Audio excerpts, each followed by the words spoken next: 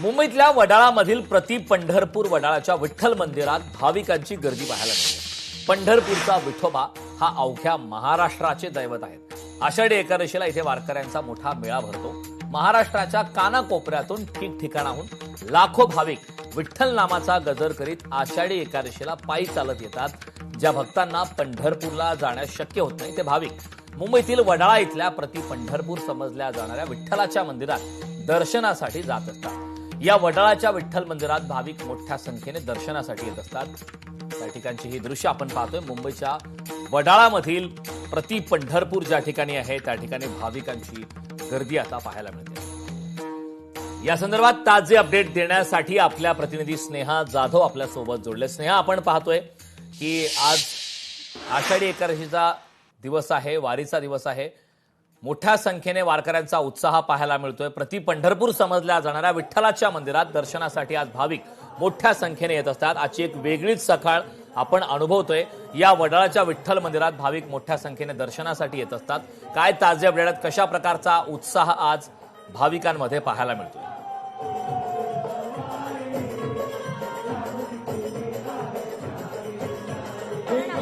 मुंबईतील प्रति पंढरपूर समजल्या जाणाऱ्या वडाळ्यातील विठ्ठल रुक्मिणी मंदिरामध्ये भाविकांचा वेगळाच उत्साह आपल्याला पाहायला मिळत आहे।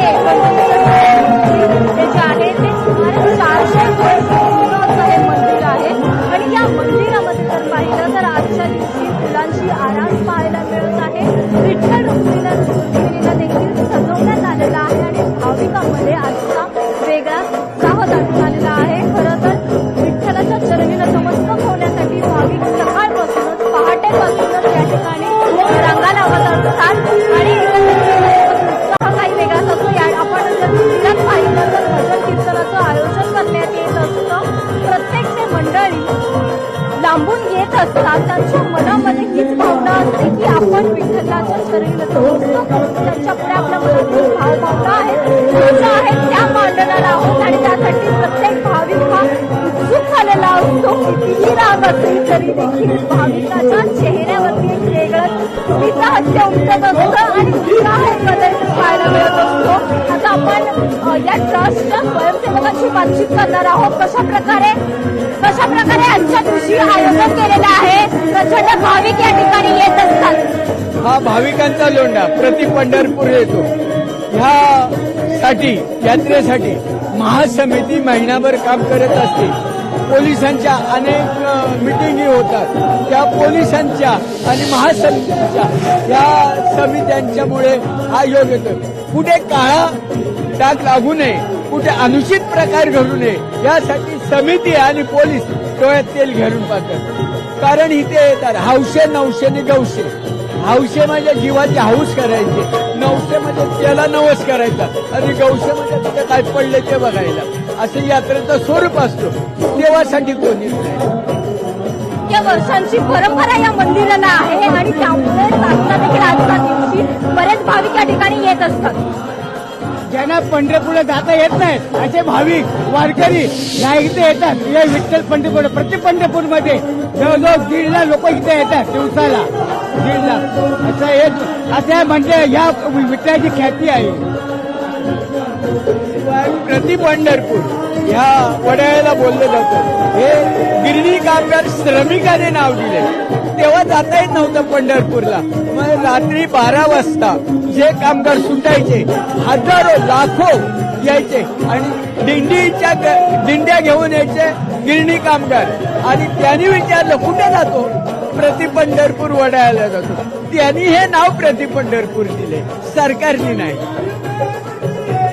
एकी दान देगा देवा तुझा विसर न व्हावा या म्हणीप्रमाणे विठ्ठलाच्या चरणी नतमस्तक होण्यासाठी एवढी गर्दी आली। आपलं भाग्य आहे मुंबईकरांचं हे प्रति पंढरपूर इथे आपल्याला देवाच्या चरणांना स्पर्श भेटतो। प्रत्यक्ष पंढरपुरात गेल्यानंतर आपल्याला बघितलं एक 30 लाखाची गर्दी आहे। आपलं हे नशीब चांगलं आहे। हे तुकोबा महाराजांचे 400 वर्षापूर्वीची हे इथे या मंदिराला परंपरा आहे। तुकोबा महाराजांनी मुंबईकरांसाठी जे चाकरमानी आहे त्यांना पंढरपुराला दर्शन होत नाही म्हणून या विठ्ठल मंदिराची स्थापना केली आणि प्रत्यक्ष दरवर्षी प्रति पंढरपूर म्हणून या वडाळ्यामध्ये हे पांडुरंगाचं मंदिर आहे। म्हणून मी म्हणतो याची ध्यान देगा देवा तुझा विसर न व्हावा ही मात्र अशी सेवा तुर्तास आमच्याकडून करून काही घे आणि निनाद आमच्या एक मुंबईवरचं आपल्याला संकट ऐकायला मिळतोय. सर्वांना भजन त्या सुख ठिकाणी समाधान सुरू आहे. त्या भजनांचा आढावा आपण आपल्या प्रेक्षकांपर्यंत पोहोचवता येईल. आपण पाहतोय ज्याप्रमाणे पंढरपूर येथे भाविकांचा उत्साह आहे तसाच उत्साह आपल्याला मुंबईतील प्रतिपंढरपूर समजल्या जाणाऱ्या वडाळ्याच्या या मंदिरात पाहायला मिळत आहे. भजन कीर्तन एकीकडे सुरू आहे. तसंच भाविकांची रांग जरी वाढत असली तरी भाविकांमध्ये तसाच उत्साह जो सकाळी पहाटेपासून पाहायला मिळत आहे तो अजूनही उत्साह तसाच आहे आणि एकंदरीतच भाविकांना विठ्ठलाच्या दर्शनाची ओढ लागलेली आहे ती आपल्याला पाहायला मिळते. करण नक्कीच स्नेहा, आपण पाहतोय ती प्रत्येक अपडेट आपण घेतोय. त्या ठिकाणी भजन सुरू आहे. त्या ठिकाणी जाऊन हा जो भजन सोहळा सुरू आहे तो आपल्या प्रेक्षकापर्यंत आपल्याला पोहोचवायचा आहे. थेट त्या ठिकाणी जाऊन भजनाची संपूर्ण अपडेट घेता येईल.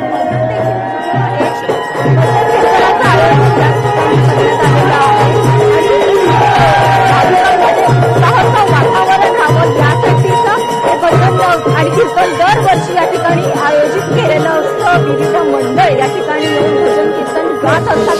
यामध्ये जर आपण पाहिलं